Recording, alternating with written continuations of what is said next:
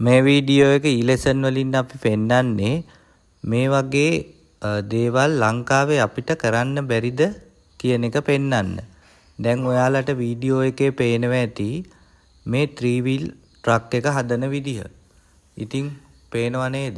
සාමාන්‍යයෙන් අපි අපේ රටේ ඕන තරම් වෙල්ඩින් වලට දක්ෂ අය ඉන්නවා. ඊට අමතරව මේ වගේ assemble කරන්න පුළුවන් දේවල් බොහොම සරලව ලංකාවේ කරන්න පුළුවන්. ඒත් ශ්‍රී ලංකාවේ අපි මේවා ඉන්දියාවෙන් ආනයනය කරනවා. මේ වගේ දේවල් ලංකාවේ හදන්න බැරි නෑ. පේනවනේ මේවට වැඩ කරන අයත් ඒවට පුහුණු වෙලා ඉන්න හැටි. ඉතින් ලංකාවේ ඉන්න දක්ෂ තරුණයන්ට පුළුවන් මේ වගේ ඒවා බොහොම පහසුවෙන් හදන්න. මීටත් වඩා තාක්ෂණයේ දියුණු කරපු වාහන වුණත් ලංකාවේ හදන්න පුළුවන්.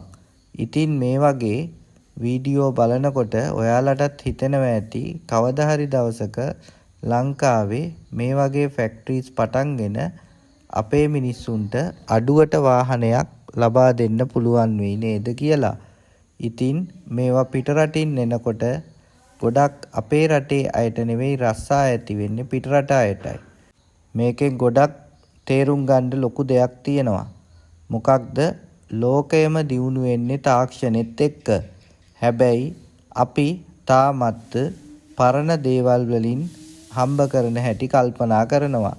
ඉතින් මේ වගේ දේවල් නිර්මාණය කරන අයට අතහිත දීලා මේ වගේ කර්මාන්තශාලා ශ්‍රී ලංකාවේ ආරම්භ කරලා පිටරටවලට යන අපේ පුහුණු ශ්‍රමිකයෝ අපේ රටේම රඳවා ගත්තොත් මේක රටට ලොකු සේවයක් වෙයි කියලා අපි හිතනවා.